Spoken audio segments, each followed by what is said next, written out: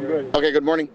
We're going to speak. The chief of the city of Doral, Hernan Organ-Vides, is going to be speaking first, followed by Director Juan Perez. We're going to do English and Spanish, and then followed by questions and answers. Chief. Good morning. Today we at approximately 1:30 a.m. we received a call of an active shooter at the shots fired at the Doral Trump. Our officers responded with the assistance of Miami-Dade. They confronted the subject immediately upon arrival and exchanged fire with him. The subject was neutralized and taken into custody without further incident. At this time, the subject was transported to Kendall Regional. One of our officers received an injury, non-firearm related, and is in good condition at Baptist Hospital. And we had a joint effort with Miami-Dade Police Department and Doral Police Department.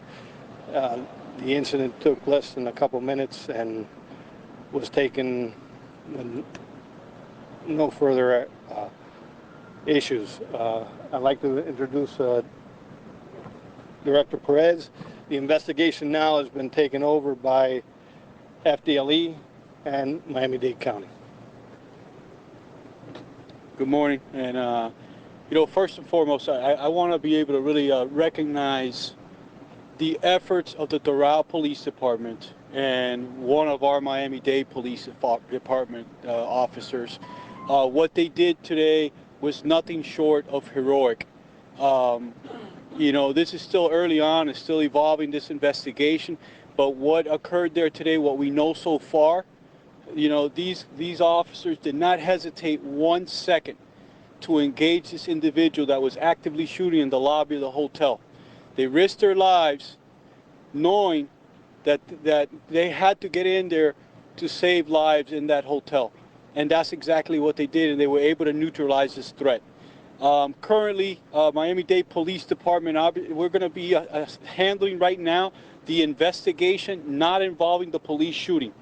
We have our Homeland Security Bureau out here already, Secret Service is here, and the FBI is en route. So right now, we're taking the lead until we're told otherwise. If something else develops, that this becomes a federal case, then we'll hand it over.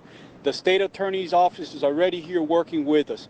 The Florida Department of Law Enforcement is handling the police shooting here so far. So that's where we're at. What we know so far about this individual is that he was in there, he was yelling and spewing some information about President Trump, and that's what we know so far. And he had an American flag that he did drape over the counter. That all was, part of the investigation. We're going to take it from there and see what his real motives are and how far we get into that point, and then we'll have that discussion with the FBI and see how far this goes. We're not saying that this is terrorism. We're not saying any of that, but we're not discounting anything at this point. It's still early on in the investigation. We still have a lot of work to do with our partners, and as you can see, people have been getting there throughout the morning. So this is going to be a very active day for us here in Doral.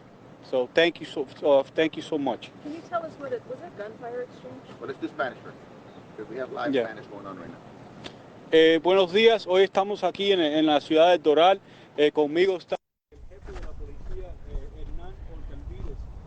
Esta mañana, como a la 1:30 de la mañana. Okay, you're just hearing now from the Doral Police Chief and also the Director of Miami-Dade County Police, Juan Perez. Daryl Forges, Willard Shepard with you this morning here just outside the Trump National Resort and Golf Course. And Daryl, some new information there. We found out earlier this morning about this person had an American flag, caused a lot of commotion inside the property, but now we're hearing that there was some actual exchange of gunfire prior to police arriving. That's right, exchange of gunfire. The officer did not sustain any gunshot injuries, but the shooter did. He's been rushed to the hospital. Not sure exactly yet word on his condition. They also said the FDLE will be here because it was a officer-involved shooting. That's standard protocol. And also the Secret Service is here, as you said earlier. And also the FBI is on their way as of right now. National Security, Homeland Security is also on their way as well. So there's a lot of things going on. You heard the director of Miami-Dade PD say that there's a lot of things going on when it comes to figuring out exactly what made this man come here and do what he did here at the Trump National Doral Hotel here in Doral. He says he's spewing some Trump hate speech. That was one big thing he also talked about. So there's a lot of things trying to figure out what was his motives and what was going on through his mind at the time. Okay, live television here, so bear with us this morning. I'm going to ask Tony Phelan to turn back around because we're done for our Telemundo audience and our Spanish-speaking audience concerning this, and we want to get back to the director. Injured officer. It is not a gunshot wound. It is a injury, possible broken bones for one of the Doral officers sustained during the incident and the individual that is shot. That is all we have as far as injuries. Where was he shooting? Was he just shooting into the air? Was he shooting? There was an exchange of gunfire, and the rest, is part of the investigation. We got a lot of video to review from the hotels. Director Perez, can you clarify one thing there? Was the gunfire taking place before your officers arrived, or when the Doral officer and your officer came? There was some gunfire prior to the officers arriving at the scene, Okay. and the fire alarm also was set off. And this was a definite attempt to lure officers into that lobby of the hotel. But right now we want to get more information to see what his real motive was. And Director, obviously a lot of agencies here. Can you talk about, and I always ask you about this, the training that you all do for this kind of activity? Obviously your office and headquarters not too far from here in the city of Doral, and the coordination executed by these two officers this morning. I'm going to use one word to describe the response between both agencies: seamless. That describes it all right there. Director, can you clarify just to make sure, was he, the man was, when he was spewing out some things, was he saying anti-Trump rants? Do you know exactly what he was saying by chance? It's too early right now. We don't have all that information. Do you also know what type of gun this gentleman has? It's a handgun, but I'm not sure the caliber.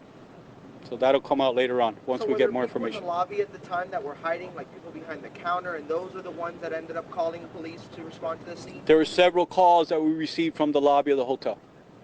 Chief, can you also address that about your officers and your training with Miami-Dade and training for this kind of situation that was executed this morning? Absolutely. We train constantly with same philosophy. We're out of the Region 14 Training Center. We always cooperate and collaborate with Miami-Dade, and our officers are trained in the same objectives. So he walked in from outside, he was not a guest or staying at the hotel?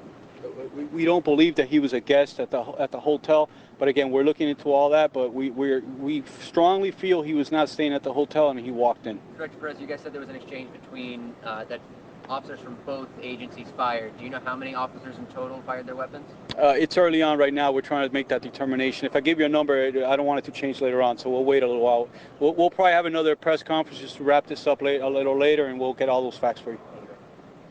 Operational hours at this point for the resort, the golf course, do we know if they're being closed down for the rest of the week? Yeah, as far as we will work closely, the city of Doral will work closely with the people from the resort, the management there, to establish, if we're going to stay closed, open the hours and all that. And as soon as we can, we will let anybody that was coming over here, we'll let them know what the situation is. Obviously, we're going to be very, mindful of the fact that this is a hotel, and we're going to work with the hotel to make sure that the guests are taken care of and have access and egress and ingress from the hotel. Director or Chief, either of you can answer this. Were there any evacuations from the hotel? Did you have to take any people out for safety, or was this just in the lobby and then it was over?